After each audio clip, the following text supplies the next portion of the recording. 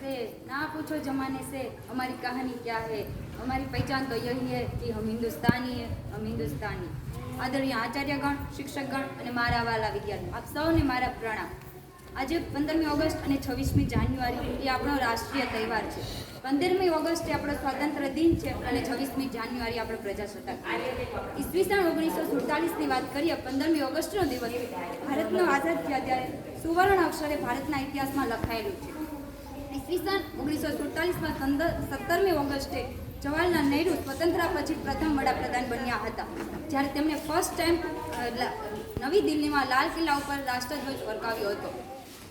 આઝાદીના આજે 75 વર્ષ પૂરા થયા છે અને 76મું વર્ષ શરૂ થવા જઈ રહ્યું, ત્યારે વડાપ્રધાન શ્રી નરેન્દ્રભાઈ મોદીએ તારીખ 13થી 15મી ઓગસ્ટ હર ઘર તિરંગા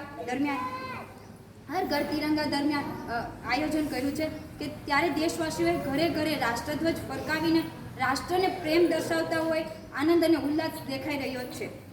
15મી ઓગસ્ટે આપણે આઝાદી પછી આઝાદીની શહીદોને શ્રદ્ધાંજલિ આપીને આઝાદીની ઉજવણી કરે છે, જ્યારે 26મી જાન્યુઆરીના દિવસે આપણે આપણા બંધારણ અને લોકશાહીની મહત્વપૂર્ણ ભૂમિકા અનુભૂતિ કરે છે। આ બંને દિવસો રાષ્ટ્રીય તહેવાર આપણા ભારત દેશના નાગરિકો માટે ખૂબ જ મહત્વપૂર્ણ છે। આ બંને પ્રસંગોમાં એવું છે કે આપણે રાષ્ટ્રધ્વજ ફરકાવીએ છીએ, પણ બંનેની વચ્ચે થોડોક તાત્વિક ભેદ છે। ફર્સ્ટ પોઈન્ટ જોઈએ તો 26મી જાન્યુઆરીએ ભારતના રાષ્ટ્રપતિ હોય છે તે નવી દિલ્હીમાં જે વિશેષ સમારંભનો કાર્યક્રમ યોજાય છે એમાં રાષ્ટ્રધ્વજ ફરકાવે છે, જ્યારે 15મી ઓગસ્ટના દિવસે વડાપ્રધાન નરેન્દ્ર મોદી દ્વારા ધ્વજવંદન કરવામાં આવે છે। સેકન્ડ પોઈન્ટ જોઈએ તો બંને રાષ્ટ્રીય તહેવાર છે, બંને દિલ્હીમાં ઉજવાય છે, પરંતુ બંનેના સ્થળ બદલાયેલા હોય છે। જ્યારે 26મી જાન્યુઆરીનો તહેવાર ઉજવવામાં આવે ત્યારે રાજપથ અને ઇન્ડિયા ગેટ ઉપર ધ્વજ ફરકાવવામાં આવે છે, ત્યાં પ્રોગ્રામ હોય છે, અને 15મી ઓગસ્ટના દિવસે વડાપ્રધાન નરેન્દ્ર મોદી લાલ કિલ્લાના ખાતે ધ્વજવંદન ફરકાવે છે અને કરે છે ત્યાં। થર્ડ પોઈન્ટ જોઈએ તો રાષ્ટ્રધ્વજ ફરકાવે છે તેની બંનેમાં અલગ અલગ રીત હોય છે।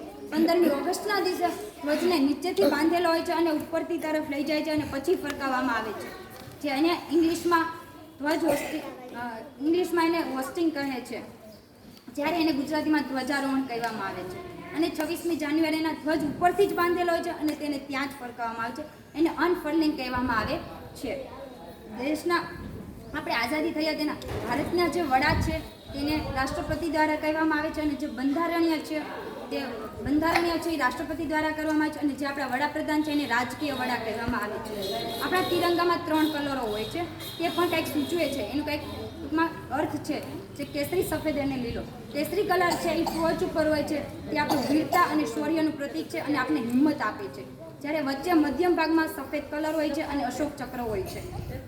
સફેદ કલર છે એ શાંતિનું સૂચન છે અને ભાઈચારાની ભાવના આપે છે, અને નીચે લીલો કલર હોય છે એ હરિયાળી અને કૃષિ ક્રાંતિને રિલેટ છે, તમે દેશમાં સુખ, સમૃદ્ધિ અને વૃદ્ધિ વધારો।